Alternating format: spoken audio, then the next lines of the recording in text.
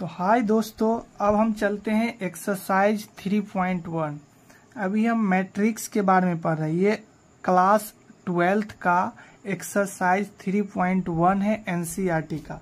ठीक है, तो अभी हमने मैट्रिक्स के टाइप्स के बारे में बताया है। मैट्रिक्स क्या होता है, मैट्रिक्स के कुछ रूल्स होते हैं, उस सब के बारे में पढ़ा है। जैसे इक्वलिटी मैट्रिक्स क्या होता है, स्केलर क्या होता है, स्केलर मैट्रिक्स क्या होता है, यूनिट मैट्रिक्स क्या होता है, डायगोनल मैट्रिक्स क्या होता है। तो सभी मैट्रिक्स सब के बारे में पढ़े हैं और टाइप्स ऑफ मैट्रिक्स के बारे में पढ़े हैं। ठीक है, उसमें नंबर्स ऑफ रोज क्या होता है, कॉलम्स क्या होता है, एलिमेंट्स क्या होते हैं, उस सब के बारे में पढ़े हैं। तो आपने अगर नहीं देखा है तो प्लीज जा करके वो वीडियो देखें, आसानी से सब पॉइंट्स समझ में आएगा। ठीक है, अब हम चलते हैं एक्सरसाइज 3.1 का फर्स्ट क्वेश्चन। ठीक है, फर्स्ट क्वेश्चन में क्या दिया गया है, इन द मैट्रिक्स। ठीक है, ये क्वेश्चन दिया है in the matrix A equal to, सब मैट्रिक्स दिया है 2 5 19 -7 35 -2 5/2 12 √3 1 -5 17। ठीक है, इसमें राइट करना है क्या, देखो क्या राइट करना है। फर्स्ट में क्या है, the order of the matrix. इस मैट्रिक्स ए का ऑर्डर क्या होगा, तो ऑर्डर इक्वल टू क्या होगा, मैंने बताया था ऑर्डर क्या होता है, तो रो बाय कॉलम होता है, रो बाय कॉलम होता है। तो इसमें रो कितने हैं, 1 2 3 कितने हैं, जितने हॉरिजॉन्टल लाइंस होंगे उतने रोज होंगे। ठीक है, तो इसमें 3 हॉरिजॉन्टल लाइंस है तो 3 रो हो गया, कितने हो गया 3 रोज।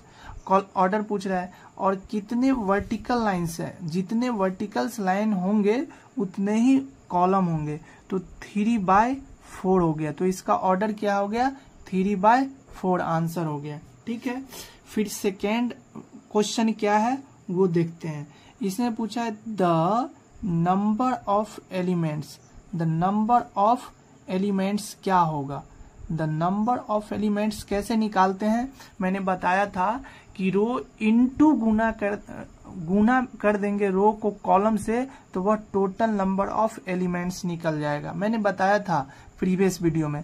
तो ये हो गया 12। ठीक है, फिर इसके बाद दिया गया है राइट द एलिमेंट्स। देखो ये चीज बहुत अच्छी चीज दिया है इसमें, राइट द एलिमेंट्स। कुछ एलिमेंट्स का पोजीशन दे दिया है, जैसे A13 दिया है, A21 दिया है, A33 A24 एंड A23। तो ये एलिमेंट को रिप्रेजेंट करने का ये तरीका है। ठीक है, ये मैट्रिक्स में एलिमेंट को रिप्रेजेंट करने का ये एक मेथड है। तो जिसमें A13 हुआ तो फर्स्ट वाला जो होता है रो होता है और सेकेंड वाला कॉलम होता है। ठीक है, तो इसमें फर्स्ट रो क्या है, दिस वन, तो इसमें फर्स्ट रो में थर्ड कॉलम क्या है 19, तो ये इसका आंसर हो गया 19। देखो फिर A21, इसका मतलब सेकेंड रो में फर्स्ट कॉलम, तो सेकेंड रो में फर्स्ट कॉलम 35 है। ठीक है, फिर क्या दिया है A33, तो A33 इसमें क्या होगा, ये third rows and third column, third row और थर्ड कॉलम, ये क्या हो गया -5 हो गया। ठीक है, फिर इसके बाद क्या पूछा है, A24 पूछा है, क्या A24 सेकेंड रो और फोर्थ कॉलम, तो ये हो गया सेकेंड रो फोर्थ कॉलम। इसके बाद क्या पूछा है A23। ठीक है, A23 क्या होगा, सेकेंड रो और थर्ड कॉलम 5/2। इसमें कहीं समझने में दिक्कत हो तो प्लीज कमेंट करें। ठीक है, और सेकेंड क्वेश्चन अब देखो क्या है। सेकेंड क्वेश्चन में क्या बोल रहा है, if a matrix has 24 elements, ठीक है, 24 elements, what are the possible orders, what are the possible orders it can have, मतलब ये रख सकता है कौन कौन सा, ये ऑर्डर इसका कौन कौन सा हो सकता है अगर टोटल नंबर ऑफ एलिमेंट 24 हो। तो मैंने बताया था कि अगर टोटल नंबर ऑफ एलिमेंट्स जो होता है, तो देखो टोटल नंबर ऑफ एलिमेंट्स मैंने बताया था कि रो इनटू क्या होता है, कॉलम, रोज इनटू कॉलम्स बताया था मैंने। तो देखो 24 को आप कैसे डिवाइड कर सकते हो, तो कैसे इसको, फर्स्ट रो, देखो इसका ऑर्डर फर्स्ट रो, इसमें एक रो लिख सकते हैं, 24 कॉलम्स लिख सकते हैं, इसको दो रो लिख सकते हैं, 12 कॉलम लिख सकते हैं, ऐसे भी 1/24, 2 इसको मल्टीप्लाई करोगे फिर भी 24 ही होगा, इसको मल्टीप्लाई करोगे फिर भी 24 होगा, इसको 3/8 करोगे फिर भी 24 आएगा, इसको 4/6 करोगे फिर 24 आएगा, ठीक है। तो ये इसका क्या हो गया, ऑर्डर हो गया, क्या हो गया, ये ऑर्डर होगा। और दूसरे शब्दों में आप ऐसे भी बोल सकते हो 24/1, ठीक है, 12/2, 8/3 और 6/4, ये भी हो गया 24, ये भी 24, ये भी 24, मतलब टोटल नंबर ऑफ एलिमेंट्स हो गया। तो इसका मतलब क्या क्या इसका ऑर्डर हो सकता है, तो ये सभी ऑर्डर हो सकते हैं। इसमें रो होगा 24, 1 कॉलम होगा, रो होगा 12 और कॉलम होगा 2, तो ये आंसर इसका हो गया, ठीक है। अब थर्ड क्वेश्चन में क्या है, थर्ड क्वेश्चन भी सेम ही है, if a matrix has 18 elements, इसमें क्या है 18 एलिमेंट्स है, सेम क्वेश्चन है, ठीक है, बस सेम क्वेश्चन है, 18 है, तो ये हो जाएगा 1 इंटू 18, 1/18 मैट्रिक्स हो जाएगा, 2/9 मैट्रिक्स हो जाएगा, और कोई हो सकता है, और 3/6 मैट्रिक्स हो सकता है, ठीक है, या फिर 6/3 और 9/2 और 1/18, ये पॉसिबल हो सकता है, ये पॉसिबल मैट्रिक्स का क्या हो सकता है, ऑर्डर हो सकता है, क्या होगा, ऑर्डर, क्या होगा, ऑर्डर, ठीक है, ये पॉसिबल ऑर्डर हो जाए, पॉसिबल, ठीक है, कितने पॉसिबल्स हो सकते हैं, पॉसिबल ऑर्डर्स क्या क्या, ये सब हो सकता है, ठीक है। और फोर्थ क्वेश्चन देखते हैं, तो फोर्थ क्वेश्चन देखते हैं नेक्स्ट पेज में, ठीक है, नेक्स्ट पेज में देखते हैं फोर्थ क्वेश्चन, ठीक है। तो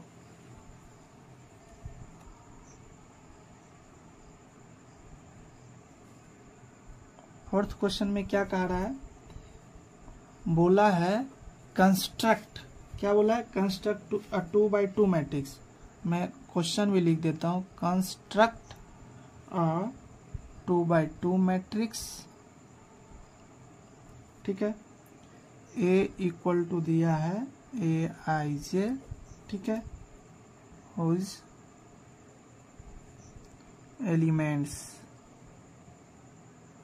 एलिमेंट्स आर गिवन बाय, ठीक है, whose elements are given by, क्या दिया है, देखो एलिमेंट्स क्या क्या दिया है, Aij, ठीक है, उसके बराबर क्या है, I + j का स्क्वायर बाय 2, और मैट्रिक्स क्या दिया है, 2/2 का ही निकालना है, ठीक है।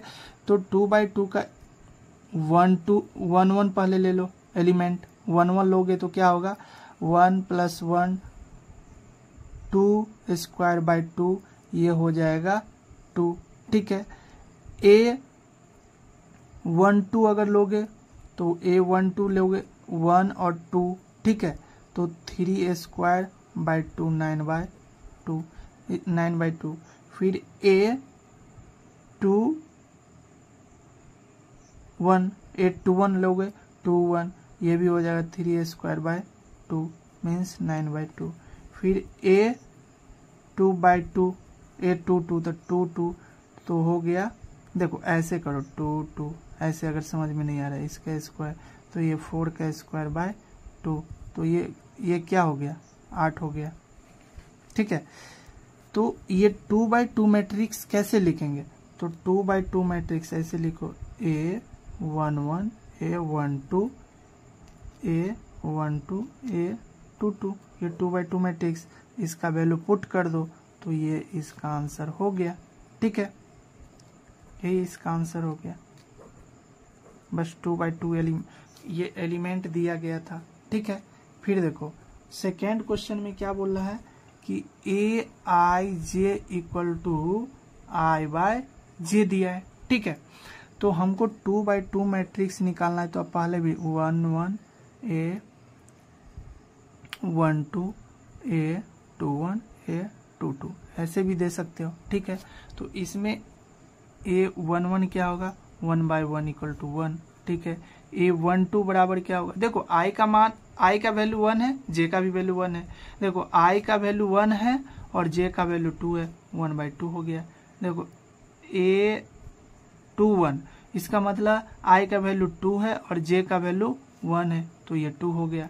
फिर A22 तो i का भी वैल्यू 2 है और j का भी वैल्यू 2 है, तो 1 हो गया। क्या हो गया 1 हो गया। तो इसमें वैल्यू पुट कर दो इसमें, तो ये हो गया 1 1/2 एंड 2 1, ये हो गया इसका मैट्रिक्स आंसर हो गया। बहुत आसान है, बस आपको कॉन्सेप्ट समझना है। अगर आपने कॉन्सेप्ट अभी तक नहीं समझा है तो please watch my previous video. और वैसे यहाँ पर आसानी से मैं समझा ही दे रहा हूँ, कोई दिक्कत नहीं है। ठीक है, तो Aij, एक थर्ड क्वेश्चन में Aij क्या दिया है i + 2j² 2। ठीक है, फिर A11 मैट्रिक्स रखोगे A11 तो 1 + 2 × 1 2² 2, तो ये क्या हो जाएगा, ये हो जाएगा 9/2। ठीक है, फिर A12 तो i का वैल्यू 1 है प्लस 4, 2 × 2 4/2, तो ये हो जाएगा 24/2 हो गया। फिर A21 तो 2 + 2² 2, ये 16/2 हो गया।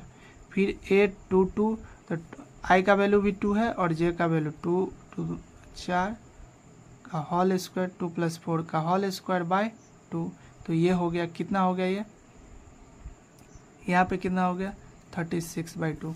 तो ये मैट्रिक्स कितना हो जाएगा, ये मैट्रिक्स यहाँ पे लिख दो 9/2 25/2 16/2 36/2।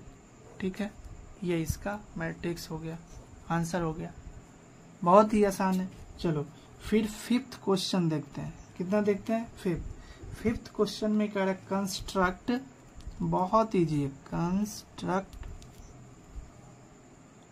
अ 3/4 मैट्रिक्स। क्या बोला है 3/4 matrix whose elements are given by, क्या दिया है, देखो क्या दिया है, फर्स्ट में क्या दिया है Aij = 1/2 मोड, इसको बोलते हैं मोड j। देखो इसको बोलते हैं मोड। मोड के अंदर में या तो पॉजिटिव हो या माइनस, अगर बाहर आता है तो ये हमेशा पॉजिटिव वैल्यू देता है। जैसे -3 मोड हो गया तो इसका वैल्यू 3 हो गया, या +3 हो गया तो मोड 3। कहने का मतलब मोड जो होता है पॉजिटिव वैल्यू को देता है, किस वैल्यू को, पॉजिटिव वैल्यू, तो ये मोड है। तो A11 लिखेंगे तो 1/2 मोड -3 × 1 + 1। ठीक है, मोड तो 1/2, ये माइनस, इसको -3 + 1। ठीक है, तो ये हो गया 1/2, ये क्या हो जाएगा 1/2 इंटू 2, ये हो गया -2, देखो 1/2 -2, ठीक है, बाहर आएगा तो +2 हो जाएगा इक्वल टू 1, ठीक है। ये अब मैं शॉर्टकट में मैं जल्दी लिखता हूँ, आपको ये समझाने के लिए पूरा चीज लिखा। तो 1/2 -3 इंटू 1 + 2, ठीक है। तो ये हो जाएगा 1/2, ये -3 + 2, तो ये हो जाएगा 1, क्या हो जाएगा 1, ठीक है। फिर A2 3/3 पूछा है ना, तो A1 3/4 पूछा है। तो कॉलम इसमें रो कितने हो गए, रो कितना होगा इसमें 3 और रो कितना होगा 3 और कॉलम कितना होगा 4 होगा, ठीक है। फिर 1 2 1 3, फिर -3 इंटू 1 + 3, तो ये हो जाएगा 1/2 इंटू 0 इक्वल टू 0, ठीक है। फिर देखो, फिर अब क्या देना है, A21 तो 1/2 -3 इंटू 2 + 1, देखो 1/2 इंटू ये हो जाएगा +5, बाहर आएगा तो प्लस ही होगा, है ना, तो 5/2 हो जाएगा। 3 इंटू 2 -6 + 1 -5, और ये बाहर आया तो प्लस ही हो जाएगा। 2 1/2 इंटू -3 इंटू 2 + 2, तो ये क्या हो गया, ये क्या हो गया 1/2 इंटू 4, ठीक है, ये हो गया 2, ठीक है। फिर A23 निकालो, तो 1/2 + -3 इंटू 2 + 3, तो ये क्या हो गया 1/2 इंटू 6 -6 + 3 मीन्स 3/2। फिर A31 निकालो, तो 1/2 इंटू -3 इंटू 3 + 1, तो ये हो गया कितना हो गया 8/2 4। A32 निकालोगे तो ये 1/2 इंटू -3 इंटू 3 + 2, तो ये क्या हो गया, ये क्या हो गया 7/2। अब इसमें स्पेस नहीं है, इसमें स्पेस नहीं है, तो मैं नेक्स्ट पेज में बनाता हूँ, ठीक है, नेक्स्ट पेज में बनाता हूँ। अच्छा, ये 1/2 होगा, है ना, 1/2 होगा, 1/2, ठीक है। देखो 5 का एक क्वेश्चन है AIZ to I - J, ठीक है। तो जैसे मैंने आपको बताया ऐसे लिखना है, मैंने आपको बता दिया कि कैसे लिखना है। तो A11 A12 A13 A14, ठीक है। A21 A22 A23 4,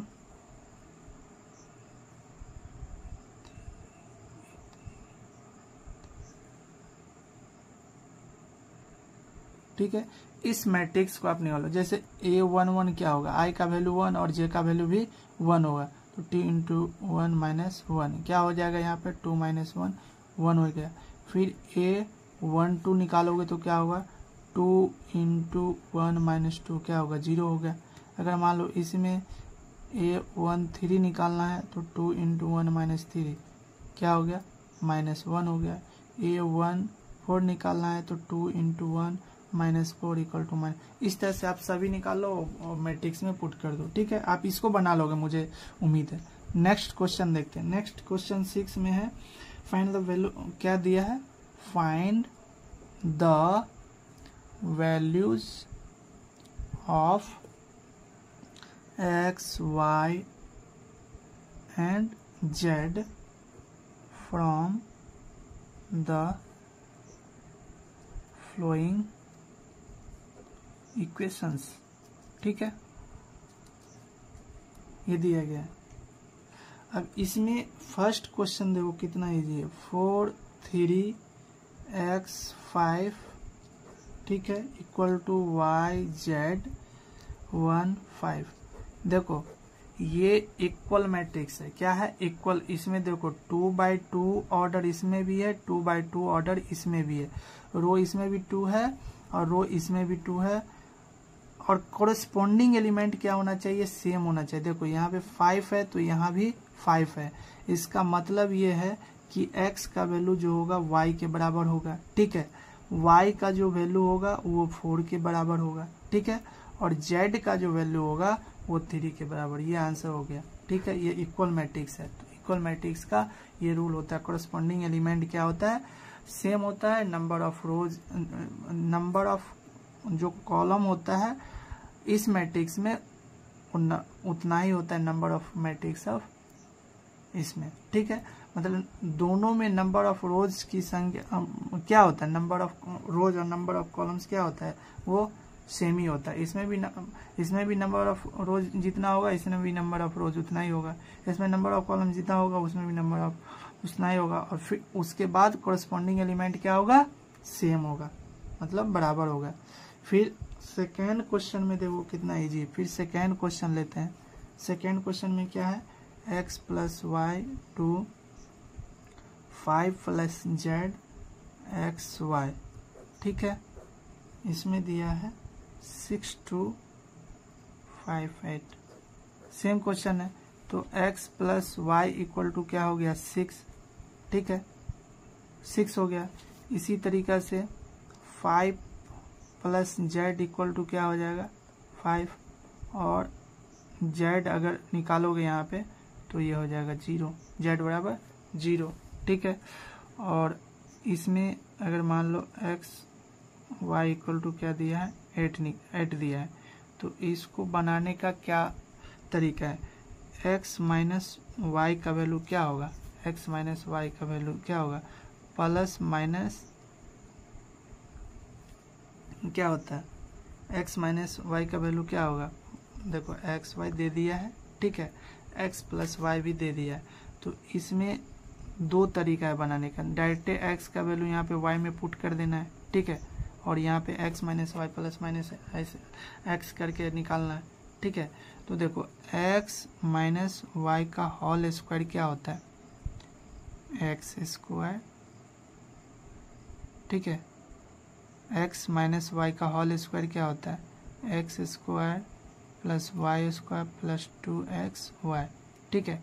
और x², इसको जो है x + y का होल स्क्वायर, ठीक है, यहाँ पे माइनस होगा, सॉरी, x + y का होल स्क्वायर, ठीक है, -2xy कर सकते हैं, फिर -2xy। इसका मतलब हो गया x + y का होल स्क्वायर -4xy लिख सकते हैं, ठीक है। इसके बदले में ये मैं लिख सकता हूँ, तो इसके बराबर ये कर दो, ठीक है, ठीक है। तो प्लस माइनस √x + y का वैल्यू दे दिया है, तो 6² 36 -4 × 8, ठीक है, ये हो गया।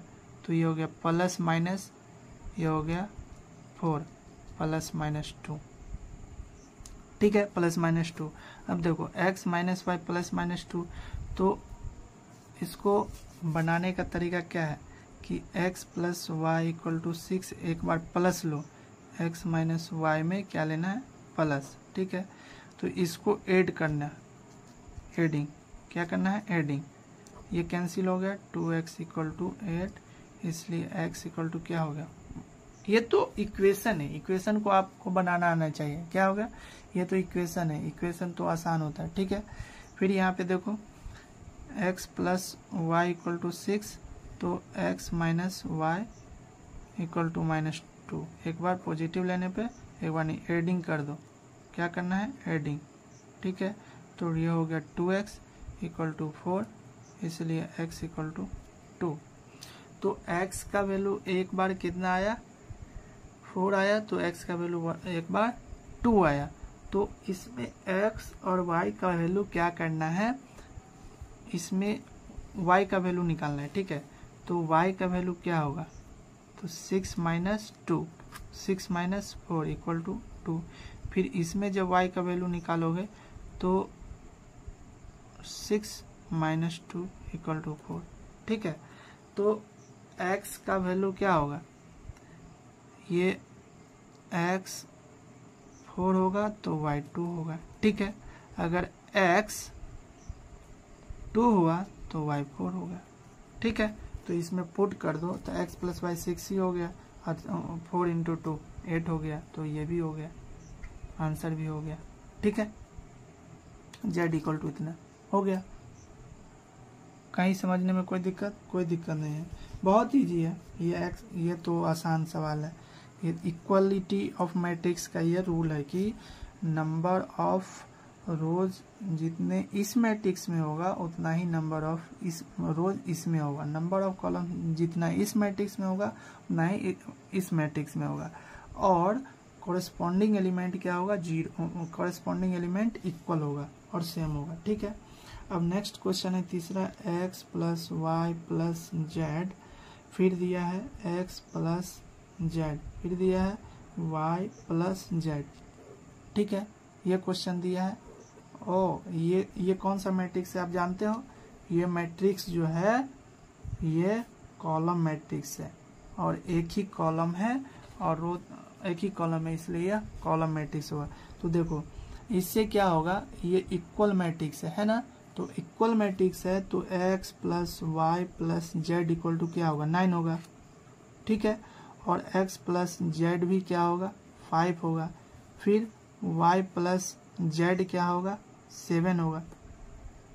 जब इसको आप ऐड करोगे, क्या करना है, ऐड करोगे, क्या करना है, एडिंग करना है, तो ये हो गया x plus y plus 2z equal to 12 हो गया।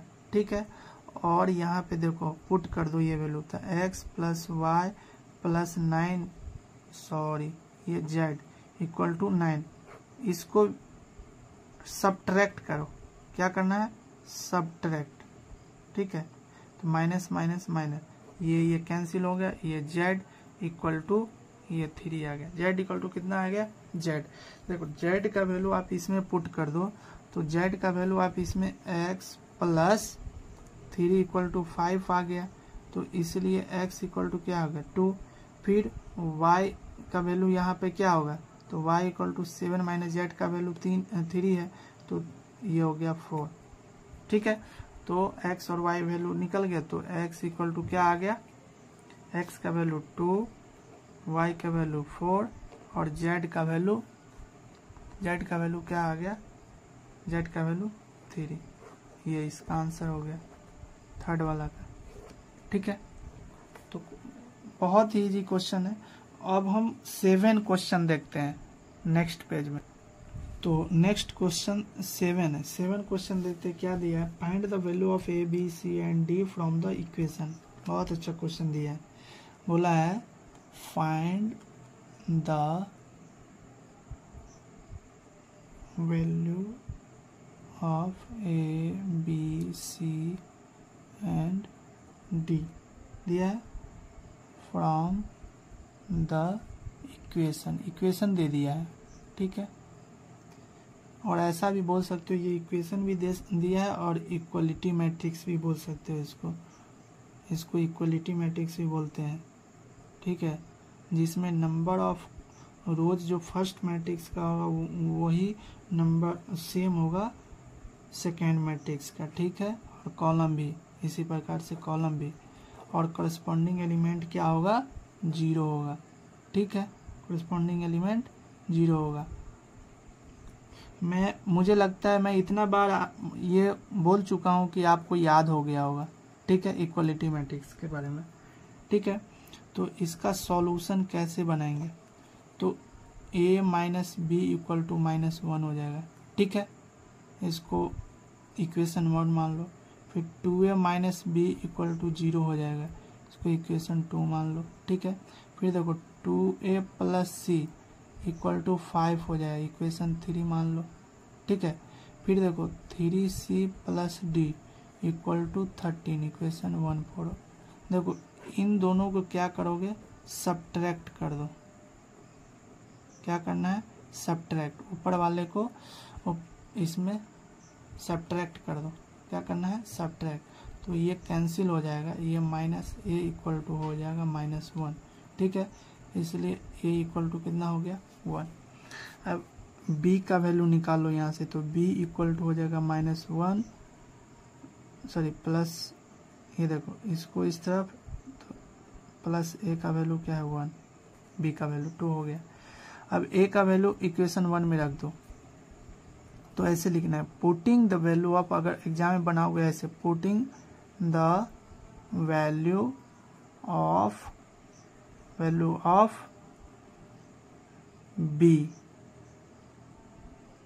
b तो हो गया a in equation 3,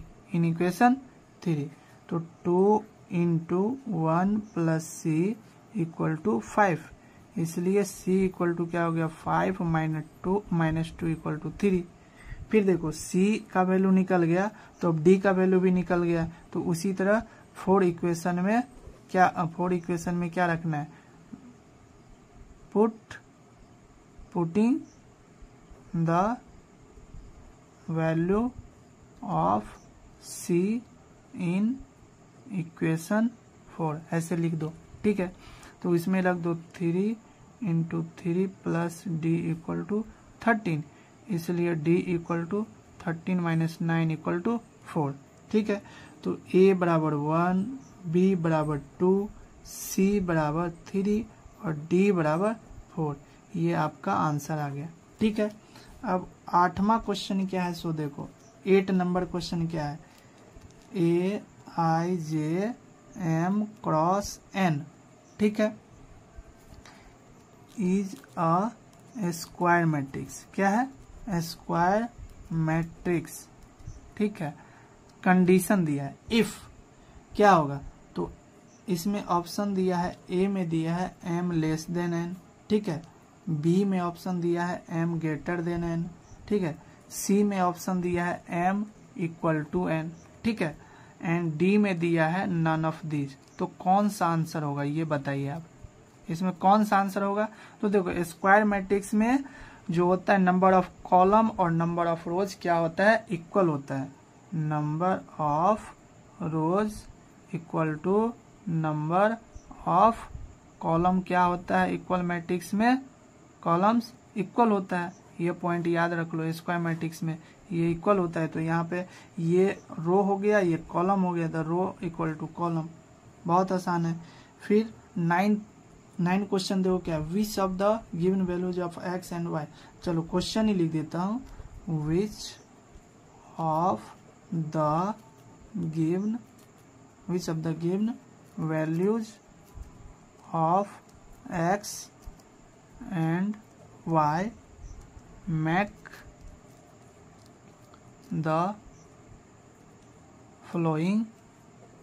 make the following pair of matrices, ठीक है, इक्वल। क्या है? इक्वल है। ये दोनों अगर मैट्रिक्स दे दिया है, यहाँ पे मैं मैट्रिक्स लिख देता हूँ, 3x + 7 5y + 1 2 - 3x, ठीक है, और एक मैट्रिक्स 0 y - 2 8 4 दिया है। 2 मैट्रिक्स दिया है। ये दोनों में क्या दिया है कि पेयर ऑफ मैट्रिक्स से क्या है? इक्वल होगा। तो x और वैल्यू का वैल्यू निकाल, x और y का वैल्यू निकाले, तो 3x + 7 = 0 होगा, ठीक है, और y + 1 = क्या होगा? 8 होगा। तो इसमें x का वैल्यू क्या होगा? -7/3 और इसमें y = 7। फिर देखो, फिर दूसरा में क्या दिया है? फिर देखो यहाँ पे 5 = y - 2 लिख सकते हो। तो इसलिए y, अगर y का वैल्यू लिखोगे तो ये हो जाएगा 7। y का वैल्यू क्या होगा? 7। और x का वैल्यू क्या हो जाएगा? फिर 2 - 3x = क्या लिखोगे? 4। तो x का वैल्यू क्या हो गया? x का यहाँ पे वैल्यू क्या होगा? 2 - 4/3 = -2/3। तो यहाँ पे देखो x का वैल्यू वन टाइम में -7/3 आया, और यहाँ पे -2/3 आया।